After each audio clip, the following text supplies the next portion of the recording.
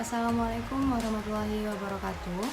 Sebelumnya perkenalkan, saya Ardi Martakusuma, NIM 1903211000016. Pada video kali ini, saya akan menjelaskan analisis fungsi produksi stokastik frontier pada petani. Variabel-variabel yang akan digunakan dalam analisis frontier yaitu variabel dependen dan independen. Variabel dependen sendiri yaitu jumlah produksi dan terdapat 5 variabel independen, yaitu luas lahan, benih, tenaga kerja, pupuk, dan pupuk kandang. Pada penelitian kali ini menggunakan taraf kesalahan 5% atau 0,05. Nah, selanjutnya saya akan menunjukkan bagaimana cara atau tahapan menggunakan analisis frontier. Nah, baik, di sini saya akan menjelaskan tahapan-tahapan atau cara menggunakan analisis frontier. Di sini kita harus memiliki data yang diperoleh dari responden yaitu petani, di mana data tersebut meliputi jumlah produksi, luas lahan, benih, tenaga kerja, pupuk, dan pupuk kandang. Nah, pada analisis frontier ini kita harus mengikuti kaidah-kaidah yang telah ditetapkan, di mana responden tidak boleh menggunakan nama responden, melainkan harus menggunakan nomor urut responden. Di sini responden terdapat 60 responden.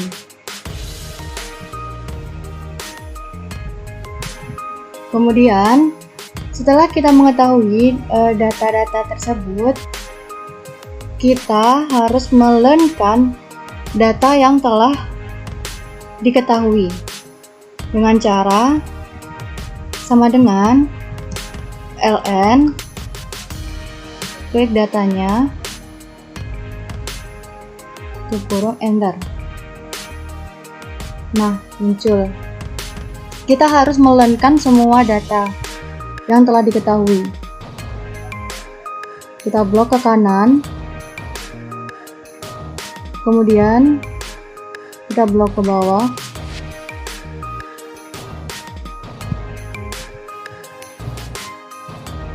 Nah, setelah dilearnkan, data yang telah dilearn ini kita copy atau pindah ke file baru, file Excel baru.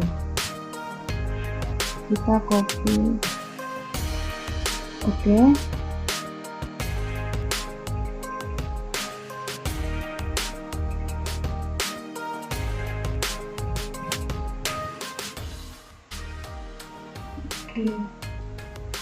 Kita bahas dulu. Nah, pada analisis frontier ini kita menggunakan 6 angka di belakang 0 atau 6 angka di belakang koma. Di sini lebih dari 6 angka, jadi kita harus blok, kemudian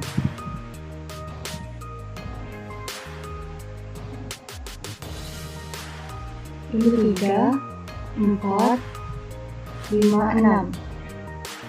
Nah, sudah 6 angka di belakang koma.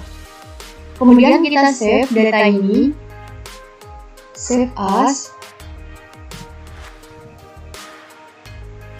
save data ini ke frontier, folder frontier. Ini frontier.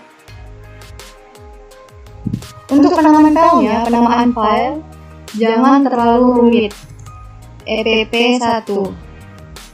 Kemudian jangan lupa save as-nya itu type filenya itu text MS-DOS. Ini jangan lupa. Kemudian kita save. Oke, sudah. Kemudian kita close. Kemudian di sini ke folder frontier. Nah, ini dia. Ini epp1. Tahap selanjutnya kita rename. Kita harus mengubah tipe filenya menjadi DTA Bentar. Yes. Sudah. Kemudian kita buka aplikasi Frontier-nya. Open. Nah, kita masuk ke tahap Frontier. Analisis Frontier. Untuk instruction file-nya itu T, enter, kemudian ada 1, kemudian nama file yang tadi epp1.dta, enter. Ini untuk outputnya kita semua epp1.out. Nah, setelah itu untuk provisionnya ini 1. Ini Y. Kemudian yang cross sectionnya ini 60. Kemudian time periodnya 1. Kemudian observationnya itu 60. Kemudian regressalnya itu 5. Jadi variabelnya ada 5. Nah, ini Y. Dan ini pakai N. Enter. Nah, outputnya sudah keluar. Ini ya, outputnya kita buka.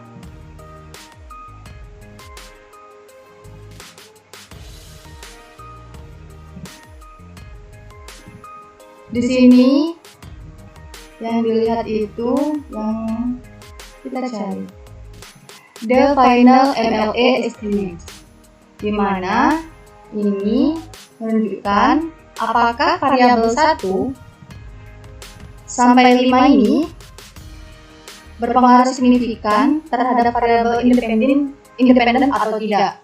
Kemudian LR testnya ini untuk menunjukkan apakah inefisiensi atau tidak. Nah, selain itu kemudian ini technical efficiency estimate.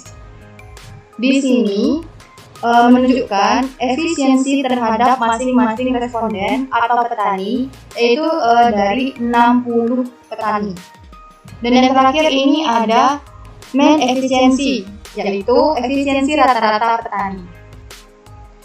Untuk interpretasinya akan dijelaskan selanjutnya sebagai berikut. Berikut merupakan interpretasi hasil yang diperoleh dari analisis Frontier.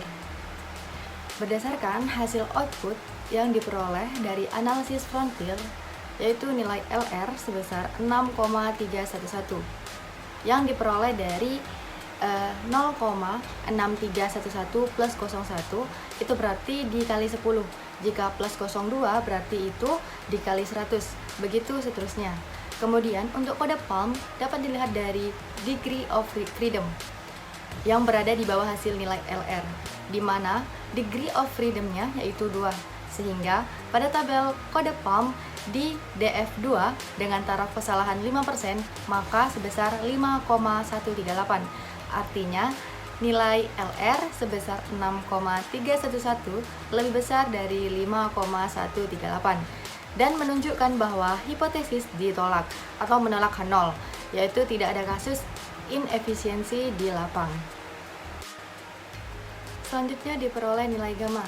Dari hasil analisis Frontier dapat dilihat berdasarkan hasil yang diperoleh, nilai gamma pada T hitung atau T ration sebesar 17,196%, sementara nilai tabel atau taraf kesalahan 5% sebesar 2,004.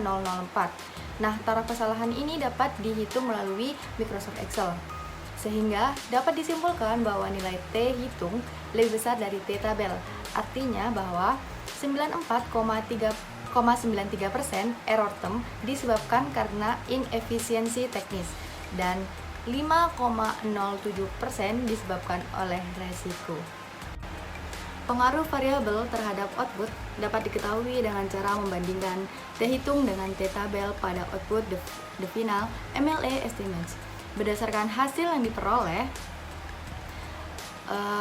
beta 1 diketahui nilai T hitungnya sebesar 4,69, di mana hal tersebut signifikan karena nilai T hitung lebih besar dari T tabel, sehingga ketika X1 ditambah 1%, maka output akan meningkat sebesar 0,79%.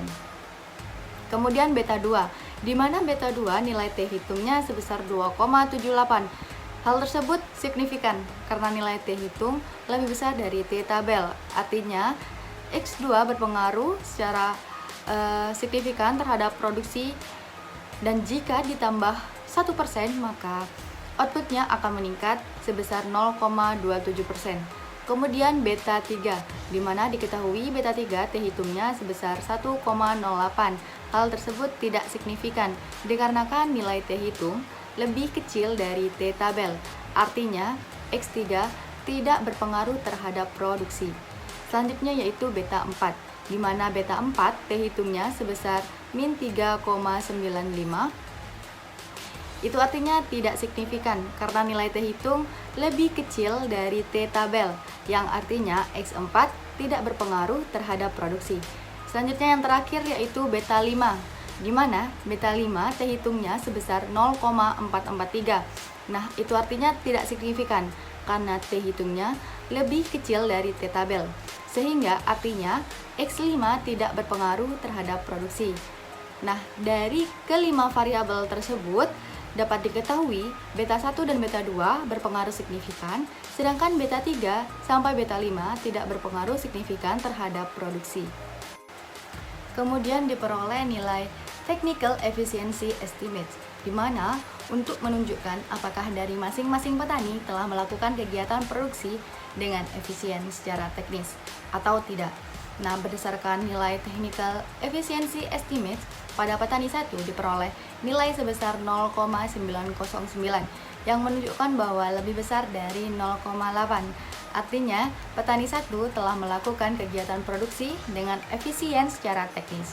Kemudian, berdasarkan nilai Technical Efficiency Estimates pada petani 23 diperoleh nilai sebesar 0,665 yang menunjukkan bahwa lebih kecil dari 0,8, yang artinya petani 23 tidak melakukan kegiatan produksi dengan efisien secara teknis.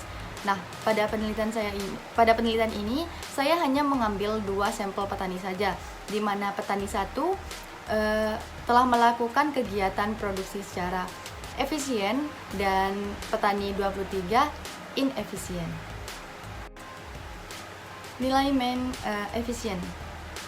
Hasil dari nilai main efisien untuk menunjukkan rata-rata petani apakah efisiensi secara teknis atau tidak. Nah, berdasarkan hasil yang diperoleh, rata-rata efisiensi yang dicapai oleh petani pada daerah tersebut atau pada daerah yang diteliti sebesar 0,851, yang artinya jika dilihat secara keseluruhan atau rata-rata, bahwasannya petani di lokasi tersebut telah melakukan kegiatan produksi secara efisien. Sekian pemaparan penjelasan mengenai cara dan interpretasi analisis frontier. Sebelumnya saya mohon maaf apabila ada kesalahan baik disengaja maupun tidak sengaja, terutama pada saat cara menjelaskan tahapan-tahapan frontier mengalami kesalahan sistem di mana suaranya sedikit menggema. Sekian dari saya, mohon maaf. Wassalamualaikum warahmatullahi wabarakatuh.